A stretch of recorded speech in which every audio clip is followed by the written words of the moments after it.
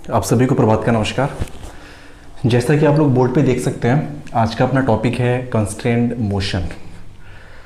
देखिए, Newton second law of motion के just पहले का ये टॉपिक है। उसके पहले हम लोग कवर करें कंस्ट्रेंड मोशन और पूरे मैकेनिक्स की अगर हम बात करें किसी भी चैप्टर की, चाहे वो Newton second law of motion हो या न्यूटन लॉ ऑफ मोशन हो, आपका फ्रिक्शन हो, वर्क पावर एनर्जी हो, आपका रोटेशनल मोशन हो, सिस्टम ऑफ पार्टिकल हो, पूरे मैकेनिक्स में ये कॉन्सेप्ट बहुत ज़्यादा इस्तेमाल होगा। और ख़ास करके आपके नीट और जेईई मेंस में क्वेश्चंस पूछे जाते हैं पुली ब्लॉक सिस्टम पे, वेज कांस्टेंट पे और स्ट्रिंग कांस्टेंट के ऊपर। तो चलिए सबसे पहले हम लोग जानने की कोशिश करते हैं constraint motion. What do we mean by constraint motion? Constraint motion को जानने के पहले कुछ एग्जाम्पल आपके सामने हम रखना चाहेंगे। जैसे हम अगर आपके सामने अगर एक एग्जाम्पल की बात करें, जैसे आपने देखा होगा एक ट्रेन के अंदर जो कोचेज होते हैं, इंजन के पीछे जितने भी सारे कोचेस लगे होते हैं, इंजन की जो स्पीड होती है उसी स्पीड के साथ सारे के सारे कोचेस भी मूव कर रहे होते हैं। इंजन जितना डिस्टेंस कवर करता है थ्रू आउट इट्स जर्नी, सारे के सारे कोचेस भी उतना ही डिस्टेंस कवर करते हैं। इंजन का जो भी एक्सेलरेशन होता है वही एक्सेलरेशन सारे के सारे कोचेस का होता है। ठीक है, तो यहाँ पे हम ये कह सकते हैं कि जो इंजन के पीछे जितने भी कोचेस लगे हुए हैं, all the coaches are constrained to move according to the engine. सारे के सारे कंस्ट्रेंड हैं, वो मजबूर हैं मूव करने के लिए जिस हिसाब से इंजन अपने आप को मूव करा रहा है। जो स्पीड इंजन की होगी वही स्पीड इनकी होगी, जो एक्सेलरेशन इंजन का होगा वही एक्सेलरेशन कोचेस का भी होगा। तो ऐसे आपको बहुत सारे एग्जाम्पल दिख सकते हैं। और आप यहाँ पे ये भी कह सकते हैं कि जो इंजन होता है वो रेलवे ट्रैक के ऊपर मूव कर रहा है। तो जो रेलवे ट्रैक होता है, जिस डायरेक्शन में जैसे जैसे वो मुड़ा होता है, इंजन भी उसी तरह से मुड़ के मूव करता हो जाता है। यानी पूरी की पूरी ट्रेन कंस्ट्रेंड होती है मूव करने के लिए according to the railway track, जो भी रेलवे ट्रैक होता है। तो बेसिकली जब भी हम लोग बात करते हैं कंस्ट्रेंट मोशन की, तो इस टाइप का मोशन, हम उस मोशन की बात करें जहां पे एक मोशन किसी और बॉडी के इन्फ्लुएंस में हो रहा है, किसी और बॉडी के अकॉर्डिंग हो रहा है, वो अपने आप में नहीं हो रहा है। उसकी स्पीड, उसकी वेलोसिटी, उसका डिस्प्लेसमेंट सब कुछ डिपेंड करता है किसी और बॉडी के मोशन के ऊपर। तो उस टाइप के मोशन को हम लोग कहते हैं कंस्ट्रेंट मोशन। तो अगर हम सिंपल इसको डिफाइन करना चाहें तो आप यहाँ पे कंस्ट्रेंट मोशन को इस तरह से लिख सकते हैं कि the motion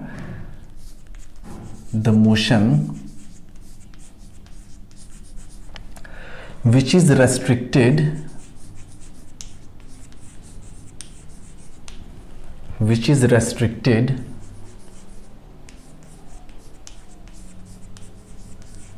under some physical condition, under some physical condition and governed by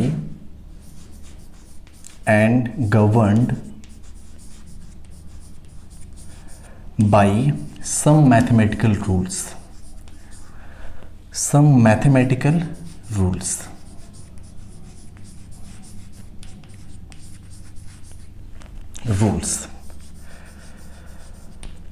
definition आपको पूरी तरह से समझ में आ गई होगी अब तक कि इस टाइप का मोशन जो रेस्ट्रिक्टेड होता है किसी फिजिकल कंडीशन के अकॉर्डिंग मूव करने के लिए, और उस मोशन के बारे में जब भी हमें स्टडी करना होता है तो उस मोशन को स्टडी करने के लिए कुछ मैथमेटिकल रूल्स हमें डिराइव करने होते हैं उस मोशन के अकॉर्डिंग। अब वो मैथमेटिकल रूल्स जो हैं वो कहलाते हैं constrained relation for the moving objects. वो जितने ऑब्जेक्ट मूव कर रहे हैं एक साथ, उनके बीच में उनकी स्पीड का जो रिलेशन होगा, उनके डिस्प्लेसमेंट का जो रिलेशन होगा, उनके जो एक्सेलरेशन का रिलेशन होगा, उन सारे के सारे रिलेशन को हम कहते हैं कंस्ट्रेंड रिलेशन या फिर कंस्ट्रेंड रूल। तो यहाँ पे वही चीज़ मेंशन है कि and governed by some mathematical rules. अब देखिए, इसको हम एक एग्जांपल के जरिए पहले समझने की कोशिश करते हैं कंस्ट्रेंड मोशन को। चलिए, हमने मान लिया कि एक कोई हॉरिजॉन्टल सरफेस है, ऐसे ये हॉरिजॉन्टल सरफेस है, इसके ऊपर हमने कोई बॉडी रख दिया है, ये कोई ब्लॉक है, इसका मास है m किलोग्राम। ठीक है, अब इस पे एक एक्सटर्नल फोर्स हमने लगा दिया F। अब ये एक्सटर्नल फोर्स F क्या करेगा कि इस ब्लॉक को इस सरफेस के अलोंग, इस हॉरिजॉन्टल सरफेस के ऊपर मूव कराएगा क्योंकि ये फोर्स हॉरिजॉन्टल है।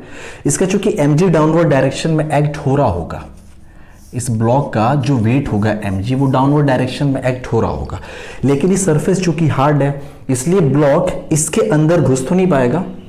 यानी कि ये ब्लॉक भले ही इस पे फोर्स लग रहा है mg, लेकिन ये इस जो सरफेस जिस हॉरिजॉन्टल टेबल या फिर जिस भी हॉरिजॉन्टल सरफेस पे रखा हुआ है वो उसके अंदर घुस नहीं पाएगा। ये हॉरिजॉन्टल फोर्स जो इस पे कैपिटल F लग रहा है ये इस ब्लॉक को हॉरिजॉन्टली ऐसे मूव कराता जाएगा।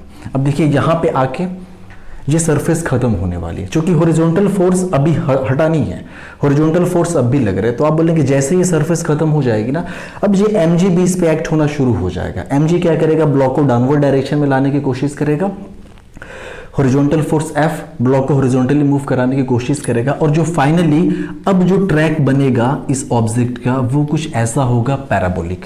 तो अब ये कह सकते हैं कि ब्लॉक जो होगा कुछ इस पाथ को अब फॉलो कर रहा होगा, जिस पे हॉरिजॉन्टल फोर्स लग रहा है F इस डायरेक्शन में, और जो इसका खुद का वेट है mg ग्रेविटेशनल फोर्स वो एक्ट हो रहा है डाउनवर्ड डायरेक्शन में। तो यहां तक तो हमने देखा कि जब ब्लॉक यहां से यहां तक मूव करके आया तो this block was constraint to move according to the capital F। ये कंस्ट्रेंट मोशन था, लेकिन ये ब्लॉक मजबूर था इस F के अकॉर्डिंग मूव करने के लिए। लेकिन जैसे ये सरफेस खत्म हुई अब ये ग्रेविटी के अकॉर्डिंग भी मूव करने के लिए मजबूर हो गया। अब ग्रेविटी भी इसको डाउनवर्ड डायरेक्शन में लेके आएगी, F चूंकि इसको ऑलरेडी फॉरवर्ड डायरेक्शन में लेके जा ही रहा था। तो एक तो ये आपको हमने सिंपल सा एग्जांपल दिखा दिया कंस्ट्रेंट मोशन का कि यहाँ पे ये कंस्ट्रेंट है। दूसरा अगर हम आपको एग्जांपल दिखाएं तो जैसे हमने बोल दिया आपसे कि एक ट्रायंगुलर वेज है। चलिए हमने मान लिया कि ये कोई ट्रायंगुलर वेज आपके सामने हमने रख दिया। ये जो ट्रायंगुलर वेज है ये किसी हॉरिजॉन्टल सरफेस पे रखा हुआ है। This one is horizontal surface जिस पे एक ट्रायंगुलर वेज रखा हुआ है। इस सरफेस को हमने मान लिया कि ये स्मूथ है, कोई भी फ्रिक्शन इस पे नहीं है। स्मूथ का मतलब फ्रिक्शन जीरो है। जहां पे इस सरफेस के ऊपर एक और रेक्टेंगुलर ब्लॉक रखा हुआ है, ठीक है। ये सरफेस भी हमने मान लिया स्मूथ, ये जो इंक्लाइंड सरफेस है इसको भी हमने मान लिया स्मूथ। अब जैसे ही सिस्टम को फ्री करेंगे तो ये जो ब्लॉक है वो along the inclined downward direction में मूव करेगा, इस डायरेक्शन में। ये ब्लॉक कुछ ऐसे इस डायरेक्शन में मूव करेगा, क्योंकि दोनों के बीच में कांटेक्ट है और कांटेक्ट की वजह से एक नॉर्मल रिएक्शन डेवलप हो रहा होगा, और उस नॉर्मल रिएक्शन का एक कंपोनेंट इस ट्रायंगुलर वेज को लेफ्टवर्ड डायरेक्शन की तरफ मूव करेगा। देखिए ये सारी चीजें हम लोग डिटेल में भी पढ़ेंगे जब रिजोल्यूशन ऑफ फोर्स हम लोग पढ़ेंगे वहां पे Newton second law of motion में। फिलहाल अभी आपको इतना समझ में आ रहा होगा बेसिक चीजें। तो कहने का ये मतलब है कि ये जो ट्रायंगुलर वेज है हमने मान लिया कि वो लेफ्ट की तरफ जा रहा है a1 एक्सेलरेशन के साथ, साथ ही साथ जो रेक्टेंगुलर ब्लॉक इस ट्रायंगुलर वेज के इंक्लाइंड सरफेस पे रखा हुआ था वो इधर जा रहा है a एक्सेलरेशन के साथ। इस एक्सेलरेशन को चलिए हमने a2 मान लिया, a2 एक्सेलरेशन के साथ अलोंग द इंक्लाइंड वो डाउनवर्ड डायरेक्शन में आ रहा है। अब यहां पे दोनों जो एक्सेलरेशन दोनों ब्लॉक्स के गिवन है इनके बीच में हमें एक रिलेशन डेवलप करना है, और वही जो रिलेशन होगा वो एक्सेलरेशन के बीच का मैथमेटिकल रूल्स कहलाएगा, या फिर दोनों ब्लॉक दोनों बॉडीज के बीच का कंस्ट्रेंट रिलेशन कहलाएगा बिटवीन द एक्सेलरेशंस, ठीक है। अब उसको निकालेंगे कैसे, तो चलिए उसको निकालने की कोशिश किया जाए। ये जो एंगल यहाँ पे ऑलरेडी गिवन था हमने मान लिया कि ये एंगल है थीटा, ठीक है। अब यहां पे हम ये भी कह सकते हैं कि दिस ब्लॉक यानी जो ये स्मॉल m का ब्लॉक आपको दिख रहा है, this small m is constrained to move along the surface of triangular wedge. ये कंस्ट्रेन्ड है, रेस्ट्रिक्टेड है, मजबूर है कि along the surface of inclined move करेगा। अब एक काम करते हैं, ये जो चूंकि एक्सेलरेशन आपको दिखाई दे रहा है a2 ये with respect to the triangular wedge है। यहां पे आप ऐसे लिख लीजिए कि ये जो एक्सेलरेशन यहां पे दिख रहा है ना ये विद रिस्पेक्ट टू वेज है। आपने रिलेटिव मोशन में ये सब चीजें पढ़ी होंगी, रिलेटिव वेलोसिटी, रिलेटिव एक्सेलरेशन, ये सारी की सारी चीजें। अब इसके दो कंपोनेंट्स होंगे, उन दोनों कंपोनेंट्स को जरा हम रिजॉल्व करें। ये एंगल थीटा है, अब बोलेंगे एक तो इसका कंपोनेंट होगा ऐसे एक्स डायरेक्शन की तरफ, एक कंपोनेंट इसका होगा ऐसे वाई डायरेक्शन की तरफ। चूंकि ये एंगल थीटा है तो ये भी एंगल थीटा हो जाएगा, तो a2 ये हो गया तो ये आपका हो जाएगा a2 cos ऑफ थीटा, और ये जो वर्टिकल कंपोनेंट डाउनवर्ड डायरेक्शन में एक्सेलरेशन a2 का है ये हो जाएगा आपका a2 साइन ऑफ थीटा, ठीक है। अब देखिए हमें यहाँ पे रिलेशन कैलकुलेट करना है, या फिर यहाँ से अगर आपसे ये पूछ दिया जाए कि find out the acceleration of small m, net acceleration of small m, यहाँ पे ये जो A2 दिखाई दे रहा ना, this is the acceleration of small m with respect to the triangular wedge. ये इसका नेट एक्सेलरेशन नहीं है, कहने का मतलब ये ब्लॉक अलोंग द इंक्लाइन तो जा ही रहा है, साथ ही साथ वेज के साथ ही लेफ्ट की तरफ भी तो जा रहा है। तो चलिए उसको देखा जाए। तो इन एक्स डायरेक्शन अगर इसके एक्सेलरेशन की हम बात करें, यहाँ पे एक रेफरेंस हम लोग कोऑर्डिनेट एक्सिस ड्रॉ कर दे रहे हैं। इधर हमने मान लिया +x, इधर हमने मान लिया -x, ठीक है। बाकी वर्टिकल वाला तो आपका y एक्सिस है। तो आप यहाँ पे लिख सकते हैं कि इन x डायरेक्शन, x डायरेक्शन में ये फॉर स्मॉल m की हम बात कर रहे हैं, यहाँ पे ऐसे ब्रैकेट में आप लिख लीजिए फॉर स्मॉल m, इस ब्लॉक के एक्सेलरेशन की बात कर रहे हैं। तो x डायरेक्शन में जो इसका एक्सेलरेशन हमें मिला ax इज इक्वल्स टू, ये मिला a2 cos ऑफ थीटा। पहली बात तो ये कि ये जो a2 cos of theta x component of acceleration इस स्मॉल m का दिखाई दे रहा है, ये a2 cos of theta with respect to the wedge है, जो वेज के रेस्पेक्ट में a2 cos ऑफ थीटा है। यानी कहने का मतलब कि ये जो स्मॉल m है उसका एक्सेलरेशन इस डायरेक्शन में a2 cos ऑफ थीटा, साथ ही साथ इसके पास एक और एक्सेलरेशन है लेफ्ट के टुवर्ड्स a1, जो कि ये ब्लॉक पे है, ये रेक्टेंगुलर वेज के ऊपर रखा हुआ है। तो आपने रिलेटिव मोशन में पढ़ा होगा कि जब भी कोई बॉडी किसी मूविंग बॉडी के ऊपर रहती है, तो वहां जब भी हम रिलेटिव स्पीड या फिर रिलेटिव एक्सेलरेशन कैलकुलेट करते हैं तो वहां पे चीजों को माइनस करना पड़ता है अगर अपोजिट डायरेक्शन में मोशन हो रहा है। तो यहां पर भी आप वही कहेंगे कि एक्स डायरेक्शन में जो इसका एक्सेलरेशन होगा स्मॉल m का, वो हो जाएगा a2 cos theta minus a1, हमें यहां पर करना पड़ेगा, तो ये हो गया -a1। ये a2 cos theta minus a1 ये इस ब्लॉक का x डायरेक्शन में एक्सेलरेशन है with respect to the ground, ये ग्राउंड फ्रेम की बात हो रही है, ठीक है। और ऐसे हम y डायरेक्शन की अगर बात करें, y डायरेक्शन में इसका acceleration ay is equals to हो जाएगा a2 साइन ऑफ थीटा। अब हमें इसका नेट एक्सेलरेशन कैलकुलेट करना है, net acceleration with respect to the ground. तो आप लिख सकते हैं ऐसे a2, हम इसका नेट एक्सेलरेशन निकालना है यानी a नेट, तो ये हो जाएगा इज इक्वल्स टू √ax², इसका x डायरेक्शन में क्या एक्सेलरेशन था, प्लस ay²। अब यहाँ पे दोनों रिलेशन से हमें ax और ay की वैल्यू जो मिल चुकी है उसको यहाँ पे रखते हैं। तो ax इज इक्वल्स टू आपका हो जाएगा a2 cos of theta minus ये हो गया a1 इसका स्क्वायर प्लस ये हो जाएगा a2 sine of theta, a2 sine of theta इसका स्क्वायर। अब इसको हम आगे सिंप्लीफाई करेंगे तो हमें नेट एक्सेलरेशन की वैल्यू पता चल जाएगी स्मॉल m की। तो देखिए सवाल ऐसे ऐसे आपके सामने निकल के आएंगे कंस्ट्रेंट मोशन पे। पोली ब्लॉक सिस्टम का भी हम लोग बहुत ज़्यादा इस्तेमाल करेंगे, बहुत ज़्यादा क्वेश्चंस बनते हैं पोली ब्लॉक सिस्टम पे, स्ट्रिंग कंस्ट्रेंट पे और वेज कंस्ट्रेंट के ऊपर। तो ये चीज़ें आई होप आपके समझ में आई होंगी। एक चीज़ और आप ध्यान रखिए कि जब भी आपको कंस्ट्रेंट रिलेशन कैलकुलेट करना है, कंस्ट्रेंट रिलेशन फाइंड आउट करना है दो ब्लॉक्स या दो बॉडीज के बीच में जो भी है, तो वहाँ पे सबसे पहला हमें काम क्या करना होता है कि दोनों बॉडीज के डिस्प्लेसमेंट को आपस में रिलेट करते हैं सबसे पहले। और जैसे ही हम डिस्प्लेसमेंट को आपस में रिलेट कर लेते हैं तो उसको डिफरेंशिएट करने के बाद हमें वेलोसिटीज़ के बीच का कंस्टेंट रिलेशन मिल जाता है, और वेलोसिटी को फर्दर टाइम के रेस्पेक्ट में डिफरेंशिएट करते हैं, उसके बाद हमें मिल जाता है एक्सेलरेशन के बीच का कंस्टेंट रिलेशन, ठीक है। तो एक चीज़ हम यहाँ पे नोट के तौर पे लिख सकते हैं, नोट में कि to develop constraint relation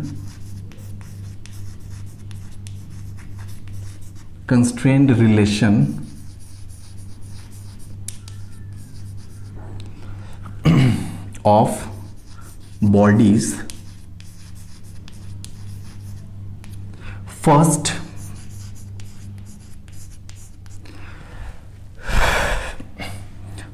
we relate displacement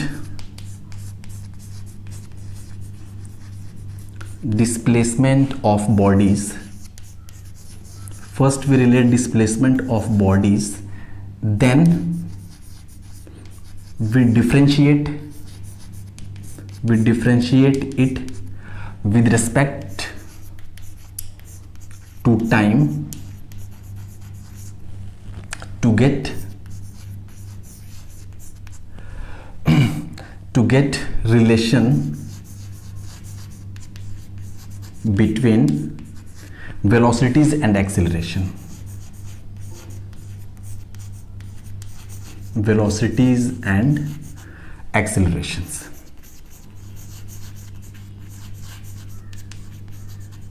ठीक है, तो इस बात को आप हमेशा ध्यान रखेंगे जब भी कंस्टेंट रिलेशन डेवलप करना होता है किसी भी बॉडीज के बीच में, तो वहाँ पे सबसे पहले हम काम क्या करेंगे कि उनके जो डिस्प्लेसमेंट होते हैं उनको आपस में हम रिलेट करेंगे, डिस्प्लेसमेंट को। उसके बाद हम उसको डिफरेंशिएट कर देंगे, जो भी हमें कंस्टेंट रिलेशन मिला है between displacement with respect to the time. उसके बाद हमें मिल जाएगा वेलोसिटीज और साथ ही साथ एक्सेलरेशंस के बीच का कंस्टेंट रिलेशन। एक कॉमन सा केस होता है पुली ब्लॉक सिस्टम का, जो सबसे बेसिक केस होता है, उसको आप ज़रा ध्यान से देखिए। जैसे हमने कह दिया कि लेट्स से कि ये कोई पुली है, ठीक है, इस पुली में ऐसे, और ये पुली में हमने क्या कर दिया कि ऐसे एक रोप है, ये पुली रिजिडली यहाँ पे क्लैम्प्ड है, ये फिक्स है यहाँ पे। ये बेसिक पुली की हम बात कर रहे हैं, हालांकि पुली हम डिटेल में भी स्टडी करेंगे।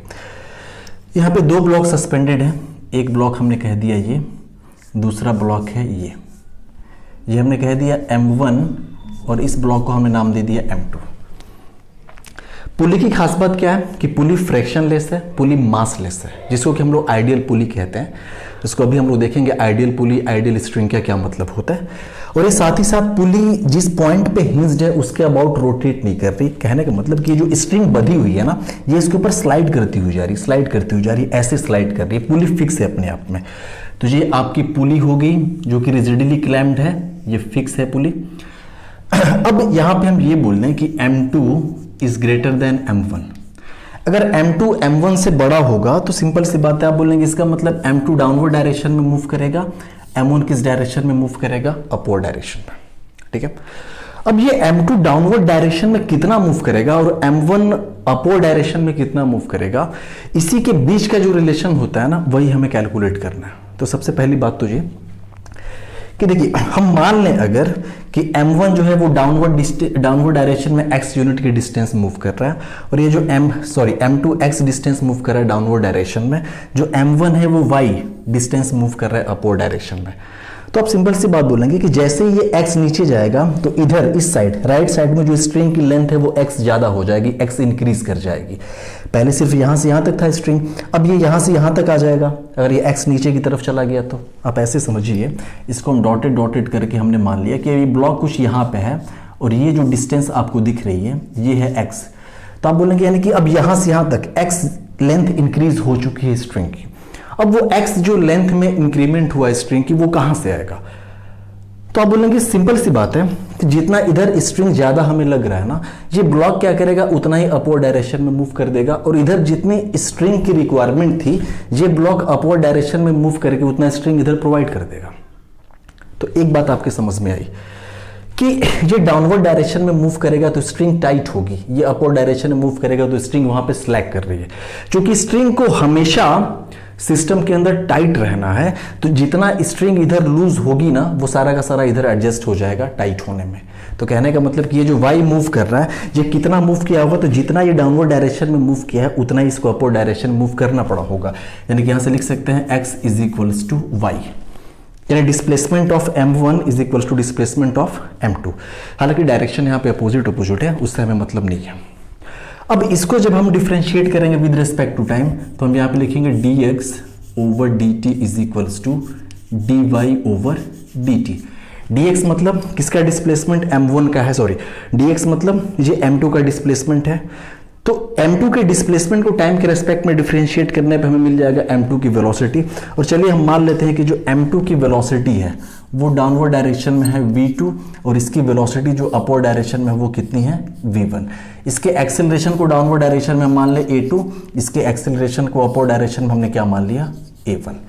तो आप बोलेंगे जैसे इसको डिफरेंशिएट करेंगे तो डिफरेंशिएट करने के बाद ये dx/dt मतलब वेलोसिटी मिल जाएगी v2 इज इक्वल्स टू ये हो जाएगा v1। साथ ही साथ फिर से हम इसको अगर डिफरेंशिएट करेंगे वेलोसिटी को with respect to the time तो हमें मिलेगा एक्सेलरेशन, यानी कि वो मिल गया आपका a2 is equals to a1। समझ में आया?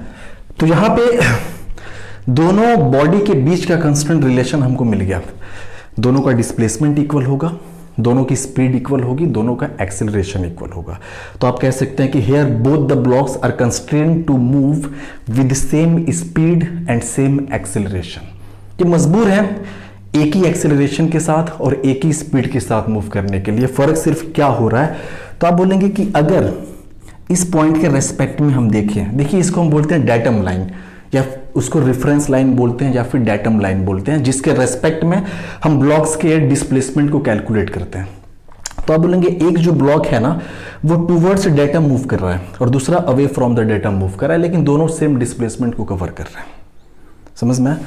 वेलोसिटीज का मैग्नीट्यूड बराबर है, लेकिन वेलोसिटीज की यहाँ पे डायरेक्शन जो स्पीड है उनकी डायरेक्शन अलग अलग है। देखिए आप ये भी कह सकते हैं कि यहाँ पे वेलोसिटी आपस में इक्वल नहीं है, यहाँ पे स्पीड दोनों ब्लॉक का बराबर है, क्योंकि जब आप वेलोसिटी की बात करते हैं तो वहाँ पे डायरेक्शन का भी सेम होना ज़रूरी होता है, लेकिन यहाँ पे डायरेक्शन अलग अलग है। एक ऊपर मूव कर रहा है, दूसरा नीचे मूव कर रहा है। तो हम ये तो कह सकते हैं कि स्पीड बराबर है, लेकिन हम ये नहीं कह सकते कि वेलोसिटी बराबर है। तो दोनों ब्लॉक की स्पीड बराबर v2 is equals to v1, दोनों के एक्सेलरेशन बराबर हैं a1 is equals to a2 magnitude के फॉर्म में। तो देखिए ये अपना बेसिक है कंस्ट्रेंट मोशन, जहाँ से हम लोग शुरुआत करेंगे। अब हम लोग आगे जानने की कोशिश करते हैं कि आइडियल पुली क्या होती है, आइडियल स्ट्रिंग क्या होती है, एक पुली का मोशन किस तरीके से होता है, जब पुली मूव करती है तो स्ट्रिंग कितनी लूज होती है, कितनी टाइट होती है। देखिए अगर आपको स्ट्रिंग के लूज होने और स्ट्रिंग के टाइट होने की प्रैक्टिकल अंडरस्टैंडिंग आपकी हो गई, अगर इस सिचुएशन को आप डायग्राम देख के विजुअलाइज कर पा रहे हो तो फिर आपके लिए कंस्टेंट रिलेशन निकालना थोड़ा आसान हो जाएगा। हालांकि मेथड्स बहुत सारे होते हैं कंस्टेंट रिलेशन को फाइंड आउट करने के लिए, हम लोग सारे मेथड एक एक करके स्टडी करेंगे। एग्जाम में कौन सा मेथड आपको अप्लाई करना है, कौन सा मेथड सुटेबल होगा किस टाइप के क्वेश्चंस के लिए, ये डिपेंड करते हैं आपकी प्रैक्टिस के ऊपर। अब जितना ज़्यादा प्रैक्टिस करेंगे आपको क्वेश्चन देखते अंदाज़ा लग जाएगा कि कौन सा मेथड हम लगाएं ज़्यादा क्विक आंसर पाने के लिए। तो चलिए हम लोग शुरू करते हैं अब आगे नेक्स्ट अपना जो भी है।